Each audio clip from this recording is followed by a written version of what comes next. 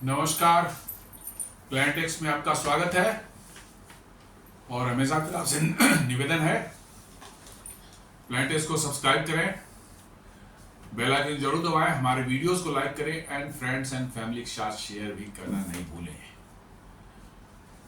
दोस्तों, आज जियो पॉलिटिक्स में जो है एक बहुत बड़ा चेंज आया है, बहुत बड़ी घटना हुई है और इससे इजराइल को एक बहुत बड़ा झटका लगा है।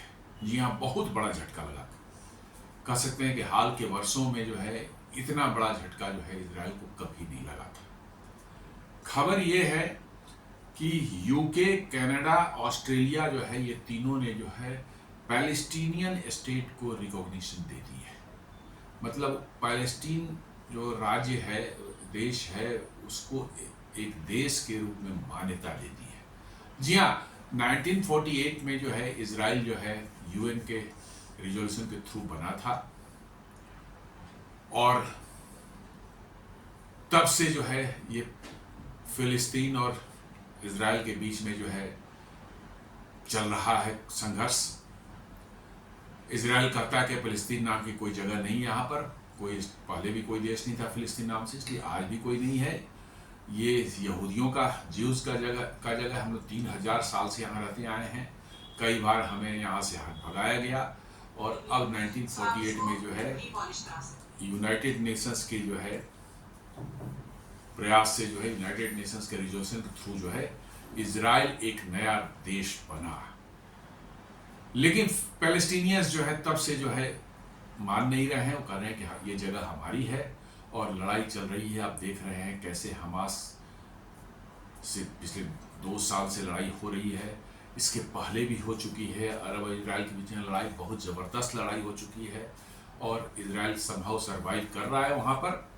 लेकिन आज जो एक डिप्लोमेटिक जो है झटका इजराइल को जो मिला है, यूके, कनाडा एंड ऑस्ट्रेलिया ने जो पैलेस्टीनियन स्टेट को रिकॉग्नाइज कर दिया है, ये बहुत बड़ा झटका है इजराइल के लिए। नॉर्मली जो है कुछ को छोड़ करके वेस्टर्न कंट्रीज ने जो है पैलेस्टीनियन स्टेट को रिकॉग्निशन नहीं दिया था। हालांकि बहुत से देशों ने, करीब 40-45 देशों ने दे रखा था, उसमें भारत भी एक है। जी हाँ, ये कांग्रेस के ज़माने में ही जो है उसको दिया गया था रिकॉग्निशन, जो है भारत भी उसमें से एक है। लेकिन जो पावरफुल वेस्टर्न कंट्रीज हैं उन्होंने अब तक जो है ज़्यादातर, 1-2 को छोड़ करके ज़्यादातर ने जो है पैलेस्टीनियन स्टेट को जो है रिकॉग्नाइज नहीं किया था। और इजराइल को तो यूएन नहीं बनाया है, इसलिए यूएन तो ऑलरेडी रिकॉग्नाइज्ड है पूरे ऑल ओवर वर्ल्ड। हालांकि कुछ मुस्लिम कंट्री उसको रिकॉग्निशन नहीं देते हैं, that is a different thing, लेकिन यूएन का मेंबर भी है वो। तो अब जो है ये 3 देशों ने जो किया है, रिकॉग्निशन दिया है पैलेस्टीन को, इसके क्या मायने हैं, इजराइल को कितना इसका नुकसान हो सकता है, थोड़ा समझने की कोशिश करते हैं। और इस पर इजराइल के प्राइम मिनिस्टर नेतन्याहू का बड़ा ही ज़बरदस्त रिएक्शन आया है और क्वाइट नेचुरल भी है, क्योंकि जितना बड़ा झटका उनको लगा है, इजराइल को लगा है, ये निश्चित रूप से जो है इजराइल के लिए बहुत अच्छी चीज़ तो कोई नहीं है। उन्होंने कहा है rewarding terror with enormous price.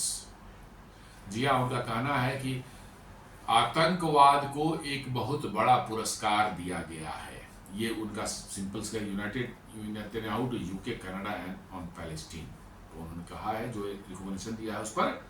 UK, Canada and Australia formally recognise Palestine state today, joining other nations in move aimed at receiving momentum for 2 state solution. ये न्यूज़ पूरे मीडिया में फ्लैश कर रही है और इजराइल को वाकई बहुत बड़ा एक झटका लगा। हालांकि यूनाइटेड स्टेट्स अभी भी जो है, मतलब कि जो है इन देशों के फैसले से एग्री नहीं है। वो कहता है कि नहीं, अभी समय नहीं है, ये गलत हुआ है। लेकिन जियो पॉलिटिक्स में तो भाई कुछ भी हो सकता है, अपने फ़ायदे के लिए लोग कुछ भी कर सकते हैं। जी हाँ, ऐसा ही है। अपने फ़ायदे के लिए लोग कहीं कुछ भी डिसीजन ले सकते हैं और ले रहे हैं, ऐसा ही दिख रहा है।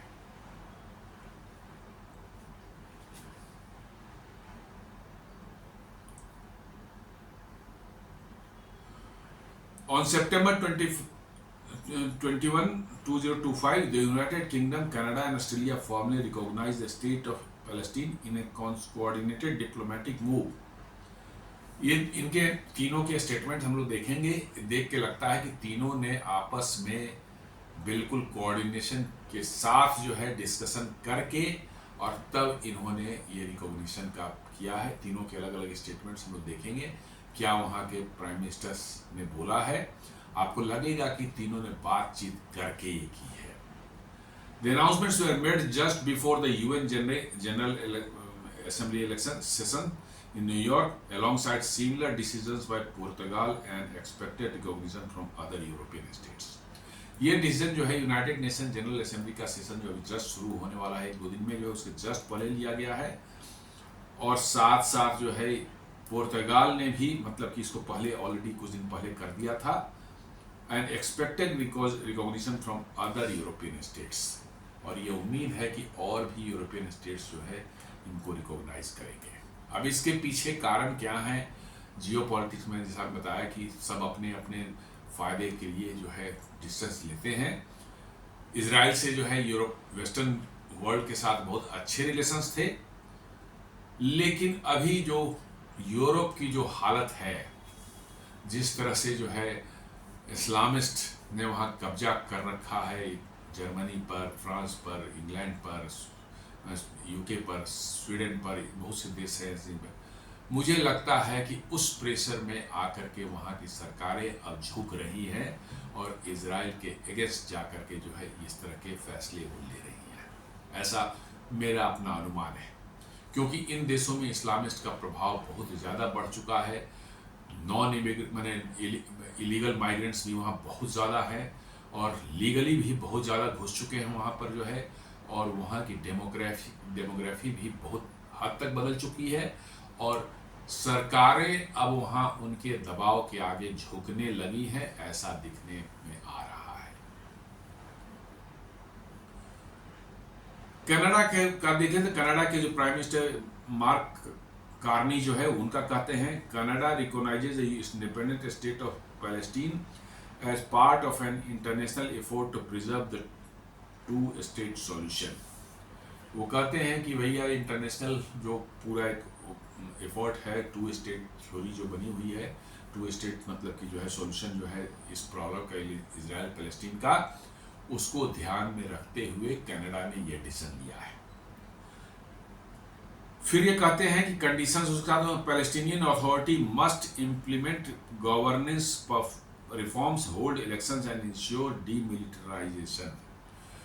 जो अभी वेस्ट बैंक में जो पैलेस्टीनियन अथॉरिटी की एक सरकार है, टूटी फूटी सरकार जैसी भी है, वेस्ट बैंक भी बड़ा फ्रेगमेंटेड है, उसके बहुत इलाके जो है उस पर इजराइल का कब्जा है, कुछ में पैलेस्टीनियंस हैं, कुछ में जो है इजरायली सेटलमेंट्स यूज़ का है। इसके कारण जो है आप बहुत ज़्यादा वहाँ पर एक मतलब कि ये नहीं कह सकते कि बड़ा एक एरिया ऐसा है जिसको कि पूरी तरह कह सकते हैं कि ये पैलेस्टीनियन अथॉरिटी के कंट्रोल में है। बड़ा फ्रेगमेंटेड है, कुछ पोर्शन में कहीं पर पैलेस्टीनियंस हैं, कहीं पर इजराइलियों का कब्जा है, लेकिन हाँ पैलेस्टीनियन अथॉरिटी के नाम से टूटी फूटी हुई जो एक सरकार वहाँ पर बनी हुई है। तो कह रहे हैं मार्क कार्नी की पैलेस्टीनियन अथॉरिटी को मस्ट इम्प्लीमेंट गवर्नेंस रिफॉर्म्स, मतलब गवर्नेंस रिफॉर्म्स वो लाएं पहले, वहाँ पर इलेक्शन करवाएं और इंश्योर डीमिलिटराइजेशन जो है वहाँ पर जो है पैलेस्टीनियंस के पास जो आर्म्स है सारा कुछ जो है वो जो इजराइल से लड़ रहे हैं लगातार, उसको इंश्योर करें कि डीमिलिटराइज हो, तब ये मैंने काम करेगा। और साथ साथ वो कहते हैं Hamas must not be part of the future Palestinian government. एक और कंडीशन डाला है कि हमास किसी भी हालत में पैलेस्टीनियन का जो गवर्नमेंट फ्यूचर में बनेगी उसका पार्ट नहीं होना चाहिए। उन्होंने कह सकते हैं कि एक बैलेंस बनाने की कोशिश की है कि इजराइल के सिक्योरिटी कंसर्न्स को जो है हमास को उस पर बाहर रखने की कंडीशन जो लगाया है इन सबों को। हालांकि इससे फ़र्क क्या पड़ता है, हमास कोई ऐसा नहीं है कि एक एंटिटी है कि भैया कहें कि भैया ये हमास है और वर्चुअली सारे के सारे फिलिस्तीनी जो है हमास ही हैं। हमास को खड़ा किसने किया था? 2007 के इलेक्शन में वहाँ जो है हमास ने जो गाज़ा में जो है उसने मेजोरिटी हासिल की थी। हालांकि वेस्ट बैंक में जो है पैलेस्टीनियन अथॉरिटी की मेजोरिटी आई थी, लेकिन गाज़ा में इनकी मेजोरिटी आ गई थी। इन्होंने कहा कि नहीं, हम अलग है, वो हम ही सरकार है। इन्होंने वेस्ट बैंक से सारे नाते तोड़ लिए और इंडिपेंडेंटली गाज़ा को जो है वो गवर्न कर रहे थे। और उसकी हालत देख ली आपने। तो कल को होकर के हमास जो है नाम बदल ले, कुछ और बदल ले और फिर वही शुरू हो जाए, तो फिर इसकी कोई गारंटी तो है ही नहीं। जी हाँ, नाम बदल करके कुछ भी कर सकता है हमास। आप तो just is a name, but वो आइडियोलॉजी जो वहाँ के लोगों में है, पैलेस्टीन के लोगों में जो है, उसको कैसे बदल पाएंगे? ये सिर्फ कह देना कि Hamas must not be part of the future government, इससे तो कुछ बात नहीं बनती। वो किसी और नाम से ऑपरेट कर देंगे वर्चुअली। तो वो उनको तो उस एरिया में टेररिज्म को फैलाना है, उस एरिया में किसी भी तरह से जो है इजरायलियों से, जीव्स को जो मर्डर करना है, ख़त्म करना है। इजरायलियों को उनका एम है कि उस एरिया से निकाल बाहर फेंकें। उनका कहना है कि इजरायलियों का कोई वो नहीं है। और जबकि इजरायलियों है, जीव्स का कहना है साहब हम यहाँ मोर देन 3000 ईयर्स से हमारी हिस्ट्री है, और सही भी है, इसमें कोई वो नहीं, डॉक्यूमेंटेड हिस्ट्री है हमारा। ये रहे टाइम टू टाइम जो है उनको कभी रोमन जो एम्पायर जो है उन्होंने एविक्ट कर दिया उस एरिया से, फिर ऑटोमन एम्पायर आया, उसने वहाँ से उनको भगाया, कई बार वो वहाँ से उनको भगाया। अंत में 1948 में जो है यूनाइटेड नेशंस ने उनको ये जगह दी कि भाई आप जीव्स के लिए जो है एक स्टेट होना चाहिए, और तब से वहाँ पर इजराइल नाम से ये देश है। लेकिन पैलेस्टीनियन जो है वो उनका जो है कि नहीं, 2 स्टेट नेशन भी क्या पीस लाएगा? बिल्कुल नहीं लाएगा, क्योंकि वेस्ट बैंक और गाजा तो चल ही रहा था। यदि शांति से वो रहते तो शायद ये आज स्थिति ये नहीं आती कि गाजा पूरी तरह बर्बाद हो चुका है। वो पीस तो चाहते ही नहीं है। उनका है कहना है कि पैलेस्टीनियन का कोई हक नहीं है, वो यहाँ से खाली करें और चले जाए। तो अब है कि इजरायली जो है यहाँ से खाली करें और चले जाएं। तो अब ये है कि भाई जाएंगे कहाँ? उनके यूनाइटेड नेशन ने इसी तो जगह दिया था कि भाई इनका कोई स्टेट नहीं है, कोई इनका देश नहीं है, इनको एक जगह चाहिए। और चूंकि यहाँ इनकी पुरानी हिस्ट्री रही है, 3000 साल से यहाँ पर ये रहे हैं, तो इनको जो है रहने का यहाँ अधिकार है, उन्होंने जगह दिया। अब पैलेस्टीनियन कह रहे कि नहीं, आप यहाँ छोड़ो, भागो, ये हमारा है। यूनाइटेड किंगडम का भी देखें तो United Prime Minister Keir Starmer and the Foreign Commonwealth and Development Office जो स्टेटमेंट जो उन्होंने दिया है कि recognition is necessary to protect the viability of the two-state solution and to launch a broader framework for peace। वही चीज़ two-state solution जो है उसको हम उसके लिए हम ये दे रहे हैं। और इनके कंडीशन में Hamas must not play a role in Palestinian future governance. साफ बता रहा है कि कोऑर्डिनेटेड वे में इन्होंने भी काम किया है। Israel must hard settlement expansion and ensure humanitarian access in Gaza. ये भी इन्होंने कहा है कि सेटलमेंट जो इजराइल जो एक्सपैंड कर रहा है वेस्ट बैंक और ये सब गोलान हाइट्स एरिया में जो है उनको रोके और ह्यूमैनिटेरियन एक्सेस गाजा में प्रोवाइड करे। ये इनका तो ये साफ साफ लग रहा है कि जो कनाडा ने बोला एग्जैक्टली वही चीज़ यही बोल रहा है। और आप देखेंगे तो वही बात ऑस्ट्रेलिया के प्राइम मिनिस्टर जो है एंथनी अल्बनीज जो है वो भी, and foreign minister Penney Wong जो है उनका भी यही मैसेज है। Australia formally recognizes the independence and sovereign states of Palestine. Condition में Palestinian Authority must carry out democratic elections, वही बात। Governance reforms and essential bilateral embassy before embassies and full diplomatic reactions are upgraded, वही चीज़ same चीज़ कि governance होना चाहिए, ये सब होना चाहिए, इलेक्शन होने चाहिए, और Hamas is excluded from the governance. Exactly same language same statement तीनों ने दिया है। इसका मतलब तीनों ने बैठकर कहीं पर मतलब एक जगह मीटिंग की है और बैठ करके जो डिसाइड किया है और उन्होंने रिकॉग्निशन दी है। क्या ये यूनाइटेड स्टेट्स के इशारे पर हुआ है या यूनाइटेड स्टेट्स के विशेष के अगेंस्ट में हुआ है, ये कहना मुश्किल। हालांकि यूनाइटेड स्टेट्स अभी भी अपोज कर रहा है कि नहीं ये गलत है, अभी ये करने लायक नहीं है, ये सब चीज़ें जो है। तो हम क्या अब यूनाइटेड स्टेट्स का इन्फ्लुएंस जो है इन देशों पर कम हो गया है कि अब वो यूनाइटेड स्टेट्स की बात नहीं मान रहे हैं। ये तो समय बताएगा आगे क्या होता है, लेकिन ये साफ साफ दिखता है कि कहीं ना कहीं कुछ ना कुछ जो है अंदर खाने बात हुई है। और मेरा अपना मानना है कि इन देशों में आप देखेंगे तो बड़े पैमाने पर इस्लामिस्ट का जो प्रभाव इन देश के वहाँ की सरकारों पर पड़ना शुरू हो गया है, ये उसी का नतीजा दिख रहा है। जी हाँ, अनचेक्ड जो है मतलब कि जो है इमिग्रेशन जो वहाँ पर हुई है, माइग्रेंट्स जो इन सब देशों में घुसे हैं, अलग अलग देशों से, मतलब मिडिल ईस्ट से, जो है सीरिया से है, इराक से है, अफगानिस्तान से है, सूडान से है, अफ्रीकन कंट्री से, और सारे मोस्टली इस्लामिस्ट हैं। तो क्या उनके प्रभाव से ये इस तरह के डिसीजंस लिए गए हैं सरकारों द्वारा? यदि उनके प्रभाव से लिए गए हैं तो आप मान के चलिए आगे आने वाले समय में खतरे और ज़्यादा बढ़ने वाले हैं कि वहाँ की सरकारें अब इन इस्लामिस्ट जो है दुनिया के जो है वो रेडिकल इस्लामिस्ट के प्रभाव में जो है काम करती हुई नजर आएंगी, जो कि अभी तक वहाँ डेमोक्रेटिक एक नॉर्म्स था, एक मतलब कि जो है पार्लियामेंट्री जो उनका चलता था उसके भी आधार पर काम करते, लेकिन अब इस्लामिस्ट के प्रभाव में आकर यदि काम करेंगे तो दुनिया में और ज़्यादा अशांति आने की संभावना है। कंटेक्स्ट एंड टाइमिंग जो है, ह्यूमैनिटेरियन क्राइसिस जो है वो तो गाजा में वार चल ही रहा है। गाजा को आपने देखा है पूरा का पूरा जो है वर्चुअली मलबे में तब्दील हो चुका है। 7 अक्टूबर 2023 के बाद से इजराइल ने जो ऑफेंसिव लॉन्च किया था, और अभी भी हमास वालों ने जो है जो उनके 40-50 जो है अभी बचे हुए, जैसा बताते हैं बचे हैं, मर गए होंगे या कुछ 2-4 होता है जिंदा ही बचे हैं, जिंदा बच नहीं सकते, लेकिन इजराइल तो कह रहा है कि मर भी गए हैं तो उनकी डेड बॉडी तो हमें कम से कम दो, लेकिन उनको वो वापस करने को हमास वाले तैयार नहीं है, और इसीलिए वो ऑफेंसिव जो है कंटिन्यू कर रहा है। यदि मेरा अपना मानना है कि या तो जिंदा या उनकी डेड बॉडी जो है यदि वापस कर दी जाती और सारे अकाउंटिंग हो जाती कि हाँ ऑल मतलब कि जो है उन्होंने वापस कर दी है, परहैप्स मेरा मानना है कि इजराइल शायद अब एट प्रेजेंट जो है ऑफेंसिव ये नहीं करता, लेकिन ये ऐसा नहीं हुआ है।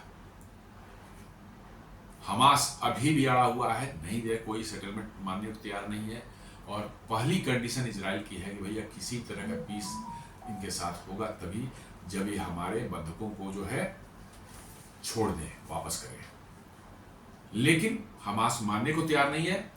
तो ये ह्यूमैनिटेरियन क्राइसिस जो कहा जा रहा था ये तो बहुत हद तक जो हमास का खुद का और पैलेस्टीनियन का खुद का क्रिएट किया हुआ है।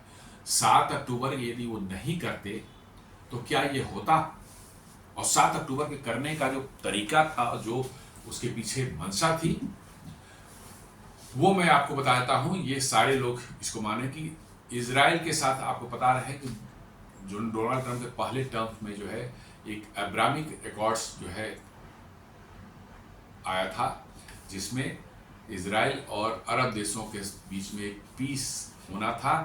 बहुत से अरब देशों ने, 2-3 अरब देशों ने रिकॉग्निशन भी इजराइल दे दी थी, जिसमें यूएई, मोरक्को और बहरीन है, और सऊदी अरब भी लाइन में था। जी हाँ, सबसे बड़ा इस्लामिक कंट्री या इस्लामिक देशों का लीडर जो सऊदी अरब भी उस लाइन में था, लेकिन तुरंत चूंकि इमीडिएटली उस समय माहौल नहीं था, तो ये था कि भाई वो थोड़े कुछ दिनों में इजराइल को रिकॉग्नाइज करेंगे कि इजराइल से डिप्लोमेटिक संबंध सऊदी अरेबिया का बनेगा, और ये 7 अक्टूबर के पहले ये सब होने की संभावना लग रही थी कि अब इजराइल जो है अब रिकॉग्नाइज करे, इजराइल को रिकॉग्नाइज सऊदी अरेबिया देगा, डिप्लोमेटिक संबंध स्थापित होंगे, और उसके पहले ही जो है ये कराया गया है।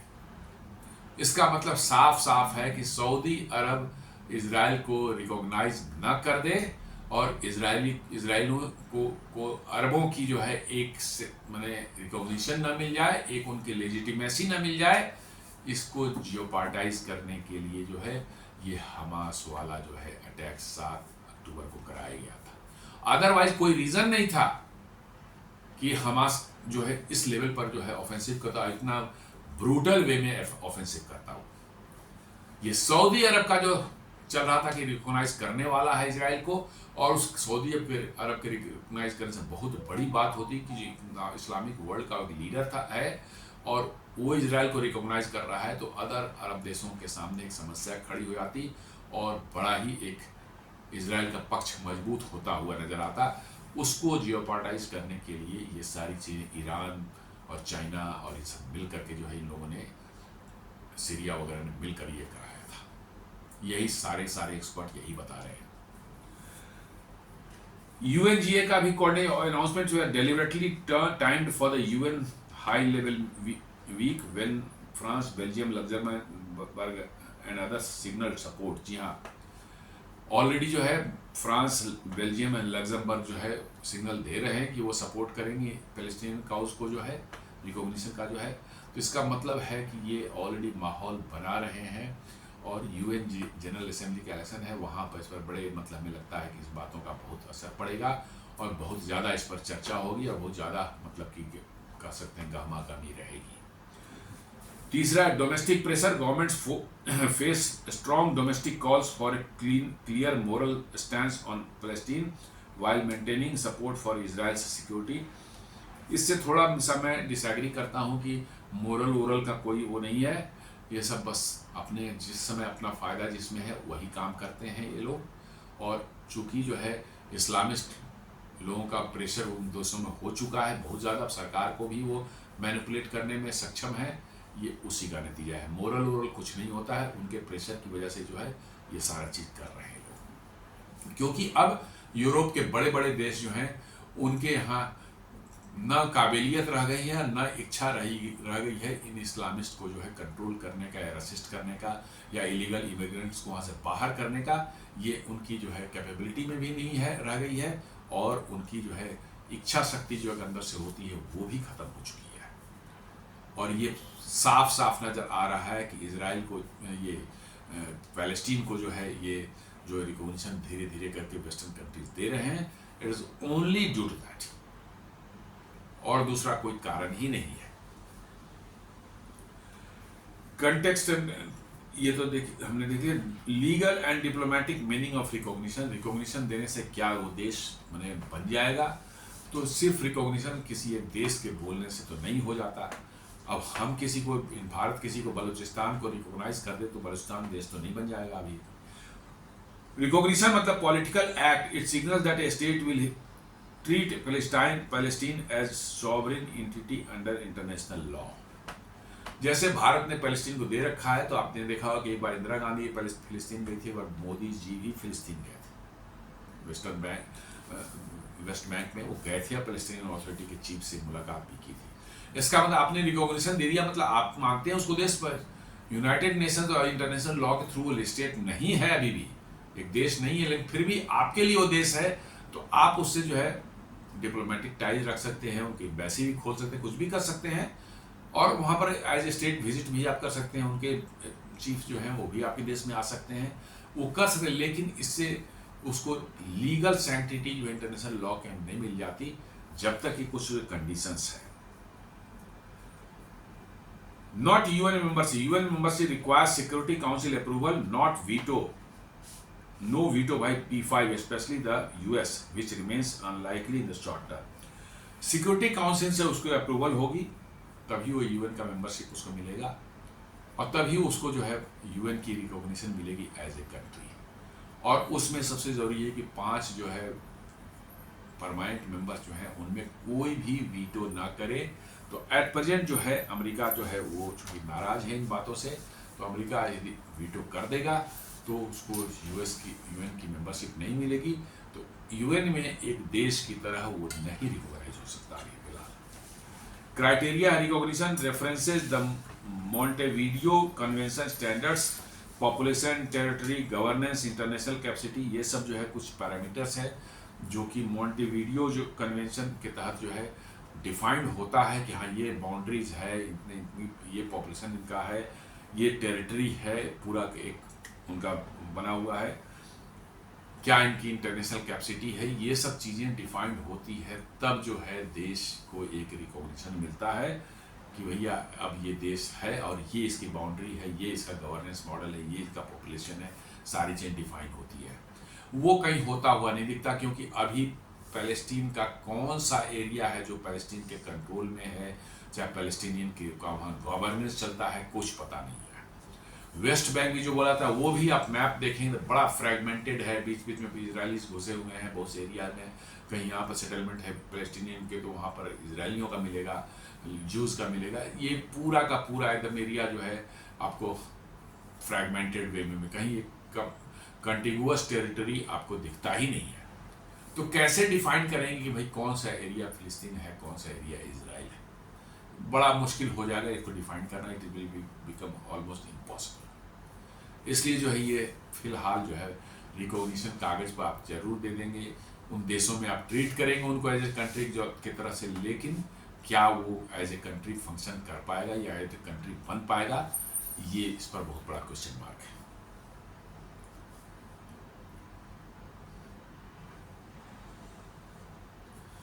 इमीडिएट कॉन्सिक्वेंसेस क्या हो सकते हैं? पैलेस्टीनियन मिशंस जो हैं कुछ कुछ देशों में जो खोल लेंगे, लंदन में खोल लेंगे, may be upgraded to embassies once conditions are met.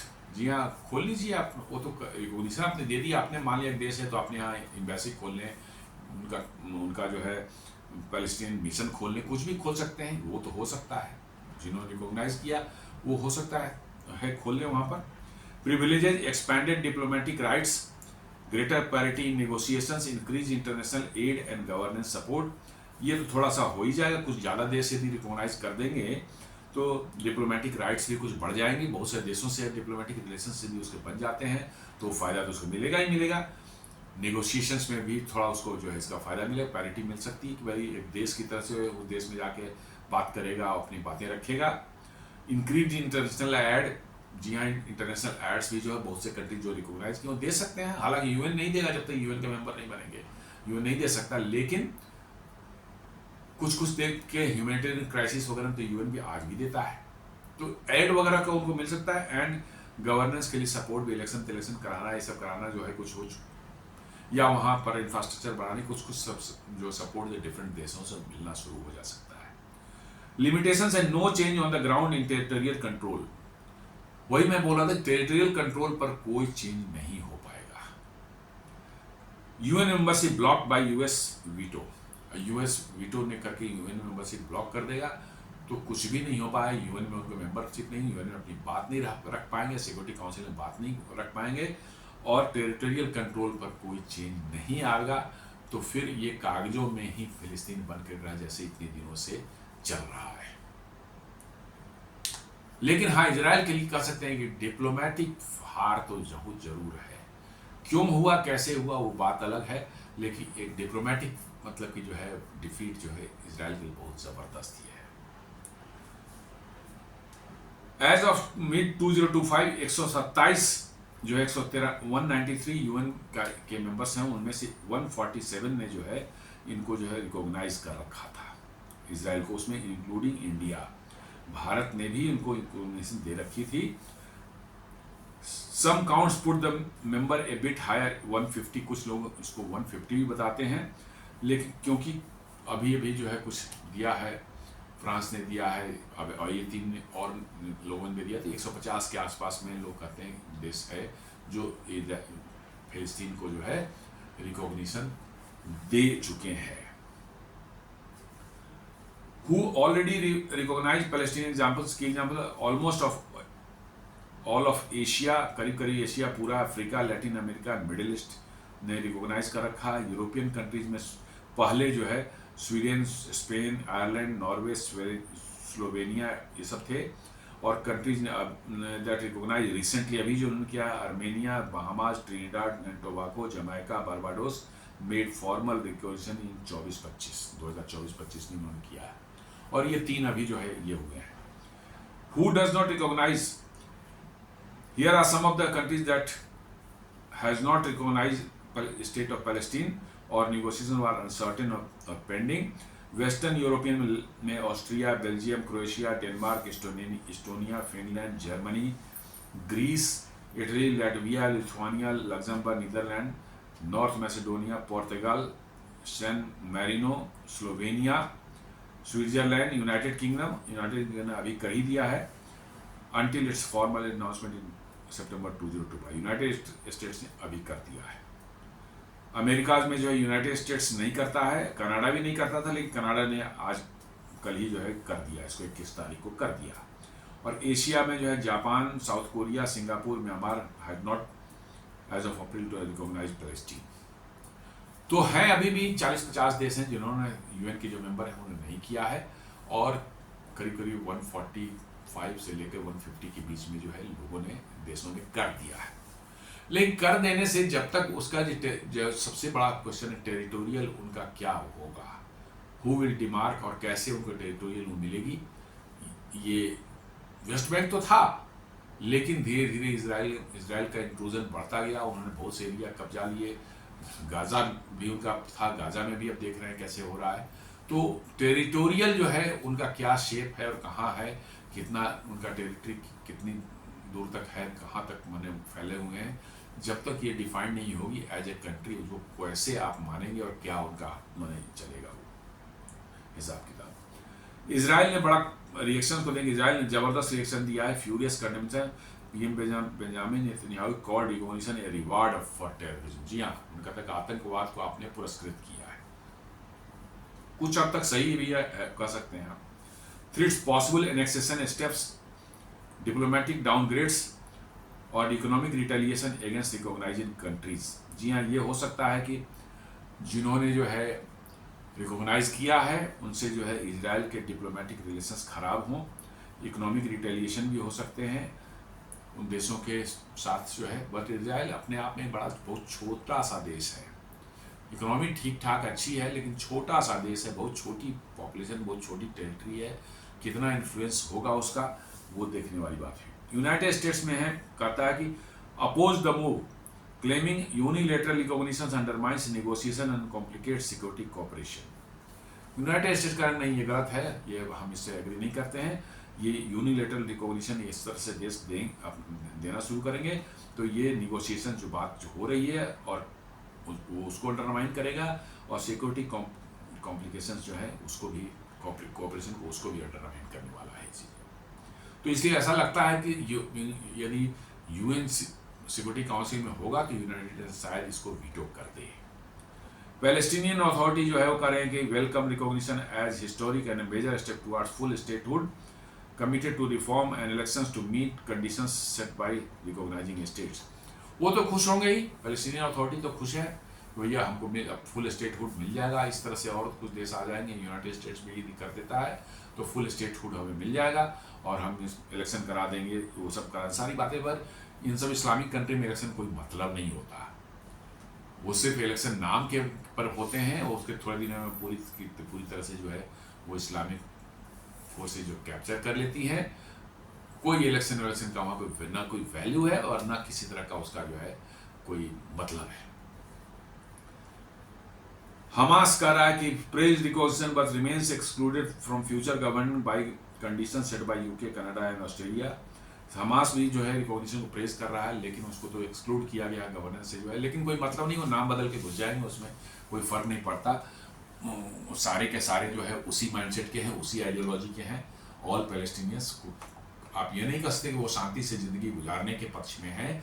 उनका है कि भैया यहाँ मार काट होती रहनी चाहिए, यहाँ कब्जा करो, वहाँ कब्जा करो, यहाँ मारो, वहाँ मारो, शांति से नहीं कि ठीक है जो एरिया में मिल गया हम उस एरिया में शांति से रहें। नो, इट इज़ नॉट, ऐसा नहीं वो होगा।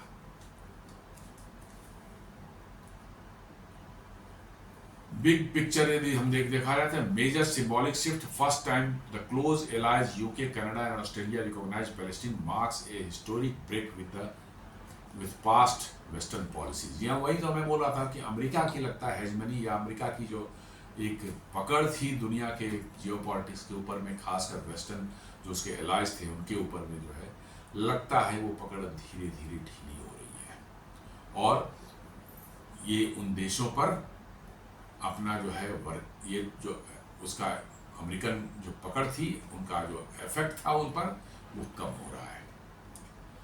Diplomatic isolation for Israel. Israel faces growing political pressure and potential European sanctions, that is trade restrictions or settlement grounds goods जो है बहुत तरह की बातें हो सकती है। इसराइल पर जो है यूरोपियन जिन्होंने रिकॉग्नाइज किया वो सैंक्शंस लगा सकते हैं, ट्रेड सैंक्शन लगा सकते हैं और भी बहुत तरह के सैंक्शन, इकोनॉमिक सैंक्शन लगा सकते हैं, क्योंकि अब वहाँ पर इस्लामिस्ट जो है उनका प्रेशर है और वो अपनी सरकार को फोर्स करेंगे कि भैया आप इसराइल को ये पनिश करो, ऐसे करो, वैसे करो, सब कर सकते हैं। ये साफ साफ दिख रहा है कि आगे फ्यूचर में ऐसी चीजें हो सकती हैं। Limits, recognition doesn't end the conflict, create borders और सॉल्व रिफ्यूजी और security issues, it mainly reshapes the diplomatic landscape. वही मैं बोल रहा हूँ कि ग्राउंड पर कुछ चेंज होगा इसकी कोई संभावना नहीं लगती, लेकिन हाँ एक डिप्लोमेटिक जो लैंडस्केप जो है वो जरूर बदल सक रहा है। ग्राउंड पर टेरिटरी किसके कंट्रोल में है क्या है ये तो अभी तक ना किसी को पता है और ना आगे ही पता चलेगा। माइट इज राइट वाली बात है, जिसका जहां है, जिसको ज़्यादा ताकत है वो अपना हथियार के बैठेगा और ये लड़ाई चलती रहेगी। ये 2 स्टेट जो सॉल्यूशन जो लोग बता रहे हैं कि इससे जो है शांति हो जाएगी, भारत पाकिस्तान का विभाजन 2 स्टेट थ्योरी पर हुआ था, क्या होगा, शांति रही? नहीं रही। वो आइडियोलॉजी और थियोलॉजी से जो गाइड होते हैं ना, वो शांति से अपने न रहना चाहते हैं और न किसी को रहने देते हैं। ये दुनिया जब तक इस बात को नहीं मानेगी और इस नहीं समझेगी तब तक सॉल्यूशन नहीं है। इनकी थियोलॉजी में ही है शांति से नहीं रहना, तो फिर आप क्या कर सकते हैं?